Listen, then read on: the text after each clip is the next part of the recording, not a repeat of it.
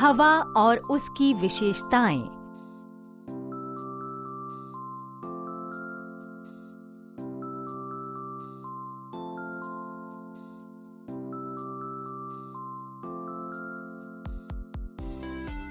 नमस्कार दोस्तों, मैं फिर से लौट आई हूँ। पिछले वीडियो में आपने मेरे गुणों और मेरे उपयोगों के बारे में जाना था। इस वीडियो में आइए हम कुछ और पहलुओं को समझें। मेरे पास बहुत दिलचस्प गुण है जो मुझे बहुत महत्वपूर्ण बनाते हैं, लेकिन मनुष्य के प्रकृति से छेड़छाड़ करने के कारण मैं बहुत दूषित होती जा रही हूँ, जो कि ना ही मनुष्य के लिए, ना पेड़ों के लिए और ना ही किसी भी जीव जंतु के लिए अच्छा है। आइए इस वीडियो के पात्रों के द्वारा हम वायु प्रदूषण और इसे नियंत्रित करने के तरीकों के बारे में समझें।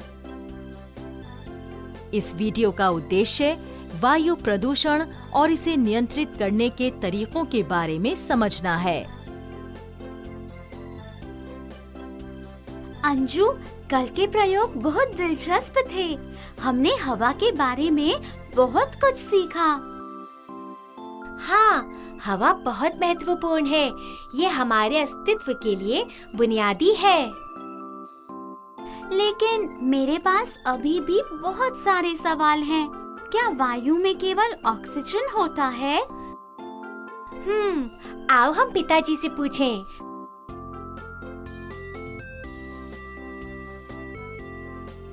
पिताजी, मुझे अभी भी कुछ संदेह है।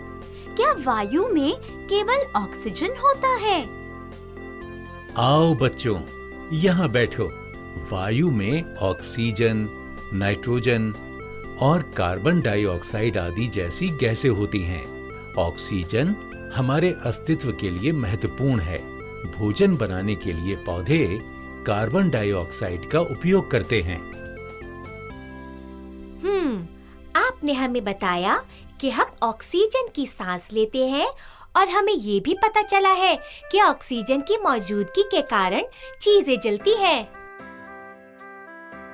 हाँ, तुम सही हो। हमें सांस लेने के लिए स्वच्छ हवा की आवश्यकता होती है। दुर्भाग्य से यह कभी-कभी नहीं होता है।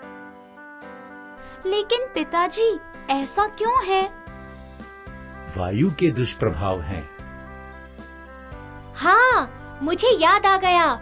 मैंने वायु प्रदूषण के बारे में कहीं पढ़ा था। वो क्या है? हवा में धूल, धुआं और कीटाणु भी होते हैं। ओह, क्या इस वजह से हमें खांसी और बीमारियां होती हैं? हाँ, तुम सही कह रही हो, क्योंकि धूल, धुआं और कीटाणुओं के हानिकारक प्रभाव होते हैं। इसलिए हमें हवा को साफ रखने की जरूरत है। क्या आप हवा को साफ रखने के लिए आवश्यक सभी चीजों को सूचीबद्ध कर सकते हैं? ताजी हवा का महत्व सबसे ज्यादा है। हमें पेड़ लगाने, धूल के डिब्बे को ढकने, पटाखे न फोड़ने और कचरे को न जलाने के सभी प्रयास करने चाहिए। इस तरह हमारे स्वास्थ्य की भी रक्षा होती है और देखभाल भी होती है। क्या ये कदम हवा की गुणवत्ता में सुधार करने में मदद करते हैं? हाँ, बिल्कुल। इसके अलावा हमें कुछ और कदम उठाने की जरूरत है। हमें विभिन्न स्थानों पर जाते समय सार्वजनिक परिवहन को इस्तेमाल करने की आवश्यकता है। जितने ज्यादा लोग बस में बैठेंगे, उतने निजी वाहन सड़क से हट जाएंगे। यदि हम आसपास के स्थानों पर जा रहे हैं, तो हमें साइकिल का उपयोग करना चाहिए। इससे वायु की गुणवत्ता में सुधार करने में मदद मिलेगी। गंतव्य एक ही होने पर एक कार में 3 से 4 लोगों के जाने की व्यवस्था करना बेहतर है। यह फिर से सुनिश्चित करेगा कि अधिक व्यक्तिगत वाहनों का उपयोग नहीं होगा और पर्यावरण की रक्षा होगी। हाँ पिताजी, हम कल अपने सभी दोस्तों को ताजी हवा का महत्व समझाएंगे। हम में से प्रत्येक को इस अच्छे कारण के लिए योगदान करने की आवश्यकता है। अच्छा, मुझे खुशी है कि तुम समझ रहे हो। बच्चों, चलती हवा को हम महसूस कर सकते हैं।